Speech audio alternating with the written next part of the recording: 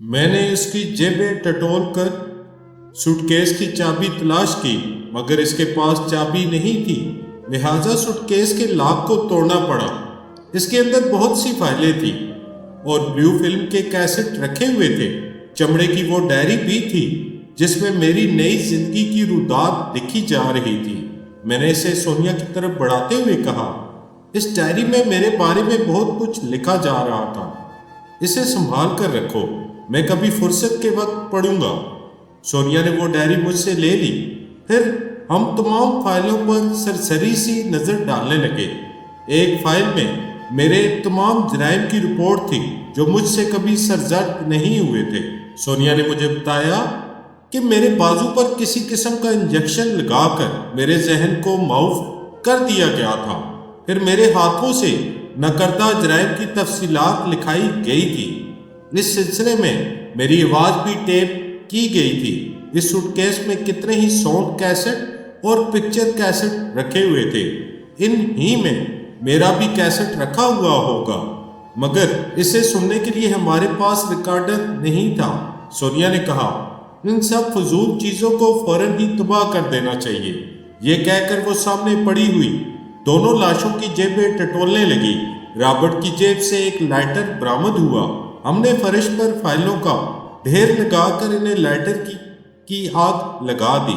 جب وہ جلنے لگے تو ہم ایک کیسٹ کو کھول کر ساؤنڈ اور پکچر ٹیپ کو آگ کی نظر کرنے لگے۔ آدھے گھنٹے کے اندر وہ تمام فضول مگر خطرناک چیزیں جل کر راکھ ہو گئیں۔ پھر ہم وہاں سے نکل کر ایک کوریڈور سے گزرتے ہوئے اس کمرے میں آئے جہاں ہم نے رمنا کو چھوڑا تھا۔ وہ بیچاری مر چکی تھی۔ چند لمحے میں خاموش کھڑا اس کے بے جان چہرے کو تکتا رہا۔ اس پرخلوص سی لڑکی نے میرا بہت ساتھ دیا تھا، مگر افسوس کہ میں اسے بچا نہ سکا۔ میں سوچ میں گم تھا کہ سونیا کی آواز نے مجھے چونکا دیا، فرحاد، یہ شوزب زندہ ہے مگر بے ہوش ہے، اسے مار ڈالنا ہی بہتر ہے۔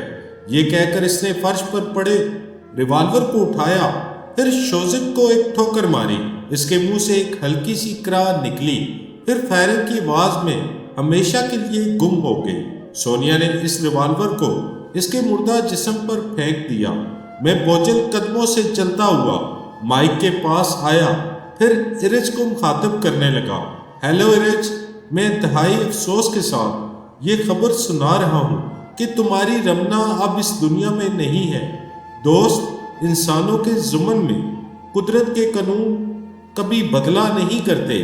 اگر میں اس کے قریب ہوتا تو اسے بچانے کی ہر ممکن کوشش کرتا، مگر افسوس کہ میرے دوست، میں اور سونیا اس سے دور ایک بند کمرے میں خود اپنی زندگی کے لیے لڑ رہے تھے۔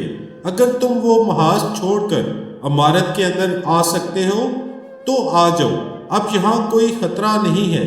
یہاں تک پہنچنے کے لیے سونیا تمہاری رہنمائی کرے گی۔ اس عمارت کی بھول بھلائیوں میں صحیح مقام تک پہنچنا بہت مشکل تھا۔ سونیا بھی یہاں کے راستوں کو نہیں سمجھ سکتی تھی، لیکن وہ ارج کی بو سونگتی ہوئی عمارت کے بیرونی دروازے تک پہنچ گئی۔ واپسی میں وہ پیچیدہ راستے پھر اسے الجھا سکتے تھے، مگر وہ میری بو سونگتی ہوئی ارج کو لے کر میرے پاس آ گئے۔ وہ عجیب صلاحیتوں کی مالک تھی۔ ارج اس حال میں داخل ہوتے ہی دوڑتا ہوا رمنا کے پاس آیا، پھر اس پر جھک کر اس کے چہرے کو تکنے لگا۔ اس کے بعد آہستہ آہستہ اس کے ملائم اور سخت چہرے پر انگلیاں پھیرنے لگا۔ اب رمنا اس کی انگلیوں کے لمس کو محسوس کر کے شرما نہیں سکتی تھی، مسکرا کر اسے کنکھیوں سے نہیں دیکھ سکتی تھی۔ ارج نے غصے سے دانت پیستے ہوئے میری جانب دیکھا، پھر اس نے مٹھیاں بھیجتے ہوئے پوچھا، میری محبوبہ مر گئی، تمہاری محبوبہ کیسے زندہ ہے؟ وہ عجیب بے تکا سا سوال تھا۔ میں نے اپنی سونیا کی جانب دیکھا، پھر اسے جواب دیا، ارج، سونیا میرے ساتھ ریکارڈ روم میں گئی تھی۔ رمنا دروازے کے باہر پہرا دینے کے لیے کھڑی ہو گئی تھی۔ وہ غصے سے چیخ کر بولا، تم نے اسے یہاں تنہا پہرا دینے کے لیے کیوں چھوڑ دیا تھا؟ تم یہاں سونیا کو چھوڑ سکتے تھے، رمنا کو اپنی حفاظت میں اپنے ساتھ لے جا سکتے تھے۔ ارج، تمہیں سچویشن کا پتہ نہیں ہے۔ اگر سونیا میرے ساتھ ریکارڈ روم میں نہ ہوتی تو ہم سب تباہ ہو جاتے۔ اس نے سونگھنے کی صلاحیت کے ذریعے وہاں سے ایک ٹائم بم برآمد کیا تھا۔ اگر ہم اس کی زد میں آ جاتے تو سپر ماسٹر تم سب پر غالب آ جاتا، مگر ہماری کامیابی نے اسے فرار ہونے پر مجبور کر دیا۔ یہ کامیابی ہے؟ اس نے جھنجھلا کر چیختے ہوئے رمنا کی لاش کی طرف اشارہ کیا۔ میری دنیا لٹ گئی اور تم کامیابی کا مزدحا سنا کر مجھے تسلی دینا چاہتے ہو؟ سونیا نے ایک قدم آگے بڑھ کر کہا، ایرج، محبت اور جنگ دو مختلف چیزیں ہیں۔ جنگ میں بعض اوقات ناقابل برداشت نقصان بھی اٹھانا پڑتا ہے۔ اگر تمہیں اس بات کا غصہ ہے کہ اس جنگ میں رمنا کیوں کام آ گئی اور میں کیوں زندہ نظر آ رہی ہوں، تو لو، میں تمہارے سامنے کھڑی ہوں، مجھے مار ڈالو۔ ایرج اس کی بات سن کر اپنی اسٹین گن پر ہاتھ پھیرنے لگا۔ اس نے ایک بار اپنی مردہ محبوبہ کی جانب دیکھا اور دوسری بار میری محبوبہ کی جانب نظر اٹھائی۔ مجھے ایک دم سے خطرے کا احساس ہوا۔ ایرج کے چہرے پر طوفان لہرا رہا تھا۔ میں بے اختیار پینترا بدل کر کھڑا ہو گیا۔ میرا پینترا بدلتے ہی اس نے کنکھیوں سے میری طرف دیکھا، پھر نظریں جھکا کر پریشان سا کچھ سوچنے لگا۔ پھر وہ جھنجھلا کر اسٹین گن کو قریبی میز پر پٹکتے ہوئے کہنے لگا، سوری فرہاد، رمنا کی جدائی نے مجھے پاگل بنا دیا ہے۔ میری سمجھ میں نہیں آ رہا ہے کہ میں کیا کروں، کہاں سے اپنی رمنا کو واپس لاؤں۔ میں نے قریب جا کر اس کے شانے کو تھپ تھپاتے ہوئے تسلی دی، صبر کرو دوست، پتہ نہیں آزادی کی اس جنگ میں اور کون مرے گا۔ کم از کم تمہیں اس بات کا اطمینان ہونا چاہیے کہ رمنا عزت اور آزادی کے لیے لڑتی رہی اور پھر عزت کی موت مر گئی۔ ہم نے تمام ریکارڈ اور بلیو فلمیں جلا دی ہیں جن کے ذریعے سپر ماسٹر مجھے اور رمنا کو ساری دنیا میں بدنام کر سکتا تھا۔ ایرج نے عجیب سی نظروں سے دیکھا۔ اس وقت میں سمجھ نہ سکا کہ وہ مجھے ایک رقیب کی نظروں سے دیکھ رہا ہے، اس لیے کہ مجھے وہ دن یاد نہیں تھا جب میں نے رمنا کے ساتھ رنگین اور سنگین لمحات گزارے تھے۔ یہ باتیں ایرج کو معلوم تھی، لہٰذا اسے اس بات کا بھی دکھ تھا کہ میں اس کی محبوبہ کو دور تک حاصل کر چکا ہوں۔ پھر اچانک ہی اس کے دیکھنے کا انداز بدل گیا۔ اس نے سر کو جھٹک کر کسانی ہنستے ہوئے کہا، میں پاگل ہو رہا ہوں، مجھے پچھلی باتیں نہیں سوچنا چاہیے اور تم لوگوں کو رمنا کی موت کا ذمہ دار نہیں ٹھہرانا چاہیے۔ میں نے ابھی غصے میں جو کچھ کہا تھا اسے بھول جاؤ، اب ہمیں باہر چلنا چاہیے۔ میں نے پوچھا، باہر کی پوزیشن کیا ہے؟ باہر بھی ہمارا پلہ بھاری ہے۔ جو لوگ ہمارا مقابلہ کر رہے تھے وہ اچانک ہی دونوں طرف سے گر گئے تھے۔ ہمارے جو ساتھی لانچ میں ہمارا انتظار کر رہے تھے انہوں نے پیچھے سے آ کر ان پر حملہ کیا تھا۔ وہ دو طرفہ حملے سے بوکھلا گئے، کچھ وہاں سے فرار ہو گئے، کچھ مر گئے اور باقی نے ہتھیار ڈال دیے۔ اب پورے جزیرے پر ہمارا قبضہ ہے۔ پھر تم مائی کے ذریعے یہاں سے اپنے لوگوں کو احکامات دو کہ جو لوگ اطاعت قبول کر رہے ہیں ان پر ظلم نہ کیا جائے، جو ابھی تک ہتھیار پھینکنے کے لیے تیار نہیں ہیں پہلے ان کا خاتمہ کیا جائے۔ ایرج مائی کے پاس جا کر اپنے لوگوں کو مخاطب کرنے لگا، ہیلو، میں ایرج بول رہا ہوں، تم میں سے کچھ لوگ سب سے پہلے ساحلی علاقے میں جا کر لانچ اور بوٹ کی حفاظت کریں، باقی فرار ہونے والے دشمنوں کا تعاقب کریں۔ اس چھوٹے سے جزیرے میں وہ خود کو کہیں نہیں چھپا سکیں گے، فرار ہونے کے لیے صرف بندرگاہ کی طرف جائیں گے، لہٰذا فوری طور پر بندرگاہ پر ہمارا قبضہ ہونا چاہیے۔ جاؤ جلدی کرو۔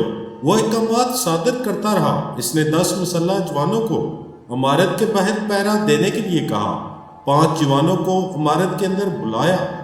وہ لوگ رمنا کی لاش اٹھا کر باہر لے آئے۔ میں اور سونیا بھی ایرج کے ساتھ باہر آ گئے۔ ایرج کے حکم سے رمنا کے لیے ایک تابوت تیار کیا جا رہا تھا۔ چند عورتیں عمارت کے ایک کمرے میں رمنا کی لاش کو نیا لباس پہنا رہی تھی۔ اس کے لیے ڈھیر سارے سرخ پھول منگوائے گئے تھے۔ جب اس کا تابوت باہر لایا گیا تو ہم نے اس کا آخری دیدار کیا۔ رمنا تابوت کے اندر سرخ پھولوں کے ڈھیر میں چھپ گئی تھی۔ اس وقت وہ خود بھی اتنے سارے پھولوں میں سے ایک پھول نظر آ رہی تھی۔ اسے دیکھ کر دل میں درد کی لہریں اٹھنے لگی۔ میں ایک طرف سر جھکا کر کھڑا ہو گیا۔ جب اس کے تابوت کو بند کرنے کے بعد قبر میں اتارا جانے لگا تو 10 جوانوں نے 9 ڈگری پر رائفل سے فائرنگ کرتے ہوئے سلامی دی۔ میں بدستور سر جھکائے کھڑا تھا۔ ٹھائی ٹھائی کی گونج میں سونیا نے مجھ سے کہا، فرحاد ذرا ارج کو دیکھو، وہ مجھے کیسی کھا جانے والی نظروں سے دیکھ رہا ہے۔ میں نے فوراً ہی نظر اٹھا کر دیکھا تو واقعی ارج میری سونیا کو ایسی نظروں سے دیکھ رہا تھا جیسے کچا ہی چبا جائے گا۔ سونیا نے ناگواری سے کہا، یہ ارج خام خواہ میرا دشمن کیوں بن گیا ہے؟ کیا اس کی شامت آ گئی ہے؟ نہیں سونیا، تم ابھی اس کے خلاف کچھ نہ بولو۔ ہم طوفانوں میں گھرے ہوئے ہیں، یہ ایک چھوٹا سا جزیرہ ہے۔ ابھی خبر آئی ہے کہ بندرگاہ پر ارج کے آدمیوں کا قبضہ ہو گیا ہے۔ ایسے میں ہم ارج سے دشمنی مول لے کر نئی مصیبتوں میں گرفتار ہو جائیں گے۔ سونیا نے میری بات پر سر جھکا کر کہا، تم کہہ رہے ہو، اس لیے میں حد الامکان اس سے دوستی نبھانے کی کوشش کروں گی۔ میری زندگی بھی عجیب ہے، ہمیشہ نت نئے ہنگامے اور خطرات میری راہ تکتے رہتے ہیں۔ اب میں چاہتا تھا کہ ارج میرے لیے درد سر نہ بنے۔ وہ محض غلط فہمیوں کا شکار ہو گیا تھا۔ میں نے اس کی غلط فہمیاں دور کرنے کے لیے اور دوستی کا ثبوت دینے کے لیے ہمیشہ اس کے شانہ بشانہ رہنے کی کوشش کی۔ سونیا کو بھی سمجھا دیا کہ وہ تھوڑی دیر کے لیے مجھ سے دور ہو جائے تاکہ ارج کی نظروں میں نہ آتی رہے۔ وہ اپنے بوڑھے باپ کے ساتھ بندرگاہ کی طرف چلی گئی۔ ارج نے اپنے 3 مسلح جوانوں کو سونیا کے ساتھ کیا۔ میں نے یہ بات خاص طور پر نوٹ کی کہ اس نے ایک فوجی جنرل کی طرح اپنے 3 آدمیوں کو خاص طور پر سونیا کے ساتھ رہنے کا حکم دیا۔ میں مسلطن خاموش رہا۔ موجودہ فتح نے اس کا دماغ خراب کر دیا تھا۔ اس چھوٹے سے جزیرے پر قبضہ کرنے کے بعد اب وہ خود کو وہاں کا حاکم سمجھ رہا تھا۔ اکثر ایسا ہوتا ہے کہ اقتدار حاصل ہوتے ہی لوگوں کا مزاج بدل جاتا ہے۔ صبح تک ہم بہت زیادہ مصروف رہے۔ جو دشمن لانچ وغیرہ کے ذریعے فرار ہونا چاہتے تھے انہیں بندرگاہ کے قریب گھیر لیا گیا تھا۔ فرار ہونے والوں نے تھوڑی دیر تک جم کر مقابلہ کیا مگر ایک ایک کر کے مارے گئے۔ دوسرے دن ارج نے اپنے طور پر مارشل لا نافذ کر دیا، حالانکہ اس کی کوئی باقاعدہ فوج نہیں تھی اور نہ ہی وہ فوجی قوانین سے واقف تھا۔ اس نے تمام لوگوں کو اپنے اپنے گھروں تک محدود رہنے کا حکم دے دیا تھا۔ میں اپنی رہائش گاہ پر آیا۔ وہاں پہنچتے ہی ارج کے 5 مسلح ساتھیوں نے چاروں طرف سے مجھے گھیر کر اپنی اسٹین گنوں کا رخ میری جانب کر دیا۔ ارج ذرا دور کھڑا ہوا تھا۔ میں نے اس کی طرف دیکھ کر غصے سے پوچھا، یہ کیا حرکت ہے؟ اس نے بڑی لاپرواہی سے جواب دیا، تمہیں کوئی نقصان نہیں پہنچایا جائے گا۔ بات صرف اتنی سی ہے کہ ایسے سنگین حالات میں میں کسی غیر ملکی پر بھروسہ نہیں کر سکتا۔ تم پاکستانی ہو، تمہیں بحفاظت یہاں سے پاکستان بھیج دیا جائے گا۔ میں نے ذرا اطمینان کا سانس لے کر کہا، چلو یہی صحیح، بہرحال میں تمہارا دوست بن کر رہنا چاہتا ہوں۔ تمہارے اطمینان کی خاطر میں اپنے ملک واپس چلا جاؤں گا۔ تم سونیا کو میرے ساتھ بھیج دو۔ نہیں فرحاد، سونیا کا خیال دل سے نکال دو۔ اس کا تعلق یہاں کے قریبی جزیروں سے ہے، وہ یہیں رہے گی۔ لیکن ارج، اگر وہ اپنی مرضی سے میرے ساتھ جانا چاہے گی تو کیا تم اسے جبراً روکو گے؟ ہاں، ایسا ہی ہوگا۔ دیکھو ارج، اس جنگ میں میں اور سونیا تمہارے شانہ بشانہ لڑتے رہے ہیں۔ میں نے اور سونیا نے تنہا اس عمارت پر قبضہ کیا ہے۔ وہاں جتنے دشمن تھے سبھی کو نیست و نابود کر دیا ہے۔ صرف سپر ماسٹر فرار ہونے میں کامیاب ہو گیا۔ اس کے باوجود اس جنگ میں ہم نے جو خدمات انجام دی ہیں اس کا صلہ ہمیں ملنا چاہیے۔ میں تم سے کچھ نہیں چاہتا، صرف سونیا کو میرے حوالے کر دو۔ میں یہاں سے چپ چاپ چلا جاؤں گا۔ میری بات پتھر کی لکیر ہوتی ہے۔ میں ایک بار کہہ چکا ہوں کہ سونیا تمہارے ساتھ نہیں جائے گی۔ میں نے کہا کیوں نہیں جائے گی؟ اسی وقت ایک مسلح جوان نے اپنی اسٹین گن سے میرے ہاتھ پر ضرب لگائی۔ میرے ہاتھوں سے اسٹین گن چھوٹ کر دور جا گری۔ میں نے فوراً ہی آگے بڑھ کر فرش پر جھکتے ہوئے اسے اٹھانا چاہا۔ اس سے پہلے ہی میرے منہ پر ایک زبردست چوٹ پڑی۔ میں الٹ کر دوسری طرف فرش پر گر پڑا۔ دو جوانوں نے میرے سینے پر اسٹین گن کی نالے رکھتے ہوئے کہا اگر اب تم کوئی حرکت کرو گے تو ہم تمہیں شوٹ کر دیں گے، اٹھو اور چپ چاپ اس کمرے میں چلے جاؤ۔ میں نے فرش پر سے اٹھتے ہوئے کہا پہلے سونیا کو یہاں بلاؤ، اس کے بغیر میں اس کمرے میں بھی نہیں جاؤں گا۔ اس کے بعد میں دوبارہ سونیا کا مطالبہ نہ کر سکا۔ اچانک ہی میرے سر کے پچھلے حصے پر قیامت ٹوٹ پڑی۔ پتہ نہیں وہ کیسی فولادی ضرب تھی، ایک دم سے میری آنکھوں کے سامنے اندھیرا چھا گیا۔ دماغ نے میرا ساتھ چھوڑ دیا۔ دماغ کے بغیر انسان کسی دنیا میں نہیں رہ سکتا۔ پتہ نہیں میں بھی کہاں گم ہو گیا تھا۔ جب میرا دماغ احساسات کی طرف واپس آنے لگا تو سب سے پہلے میرے کانوں نے گھڑی کی ٹک ٹک سنی۔ میں نے بڑی مشکل سے کروٹ بدلنے کی کوشش کی تو سر کے پچھلے حصے سے ناقابل برداشت ٹیسیں اٹھنے لگی۔ میں نے تکلیف کی شدت سے کراتے ہوئے آنکھیں کھول دی۔ مجھے اپنے چاروں طرف تاریکی ہی تاریکی نظر آئی، پھر رفتہ رفتہ ہلکی زرد سی روشنی دکھائی دینے لگی۔ اس روشنی میں نے خود کو ایک کمرے کے فرش پر لیٹا ہوا پایا۔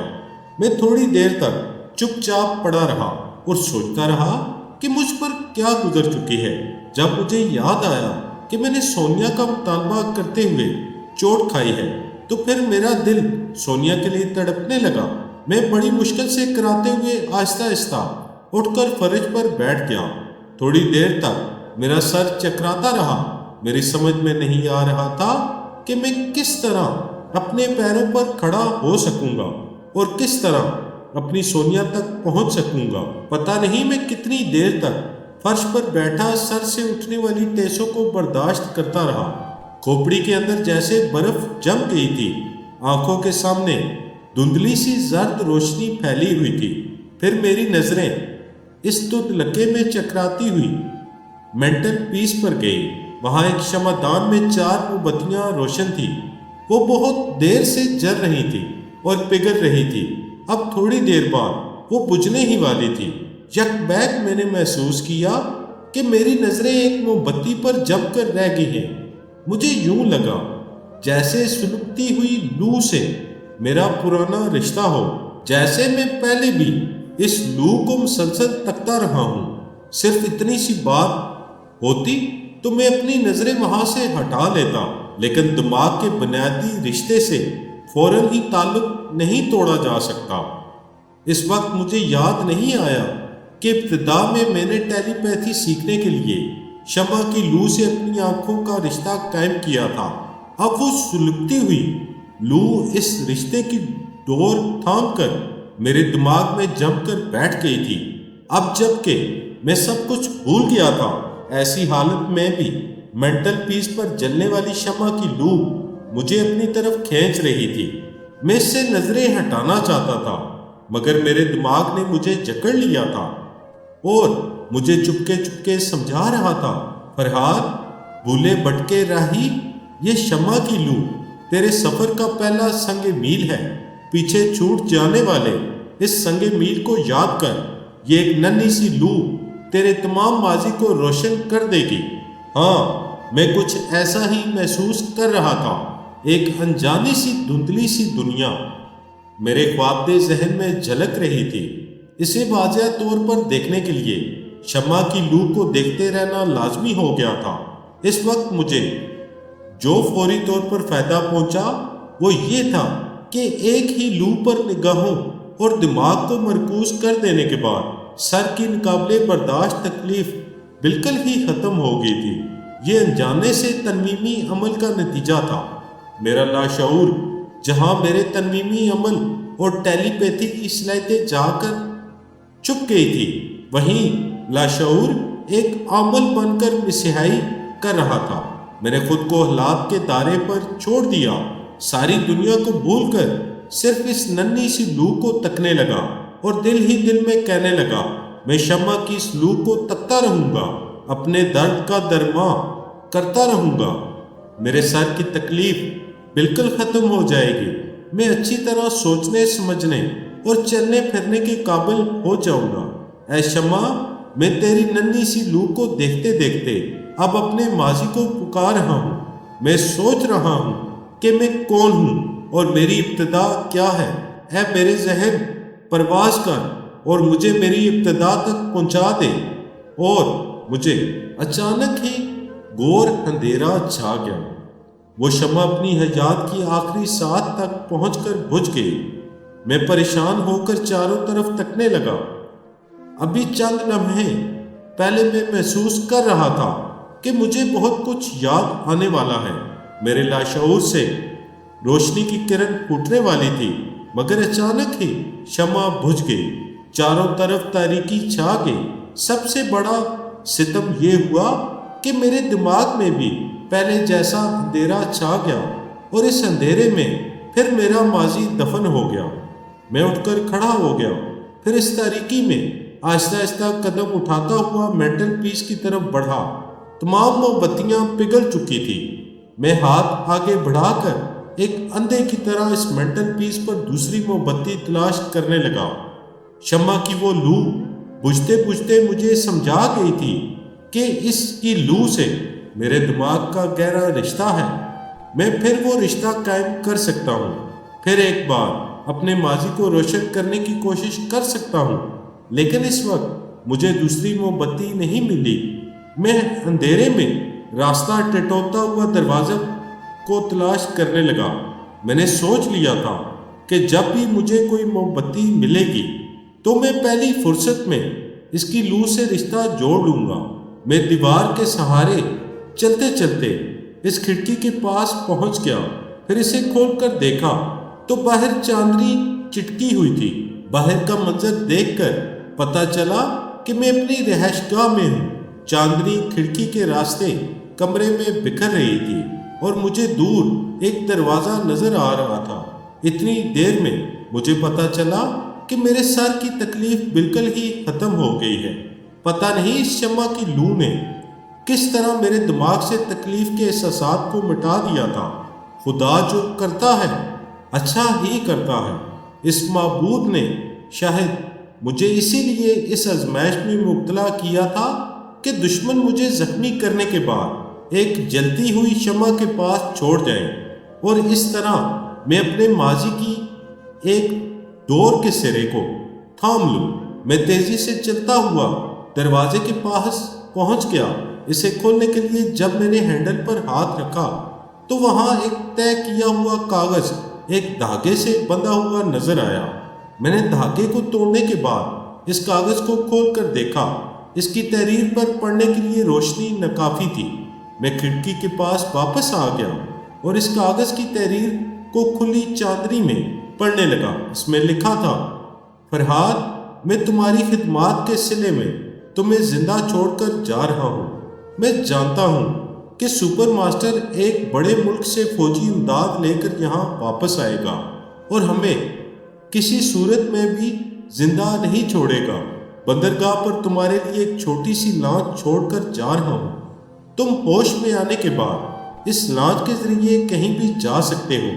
رمنا کی کمی پوری کرنے کے لیے میں تمہاری سونیا کو اپنے ساتھ لے جا رہا ہوں۔ کہانی کا بقیہ حصہ اگلی قسط میں آپ کو پیش کیا جائے گا۔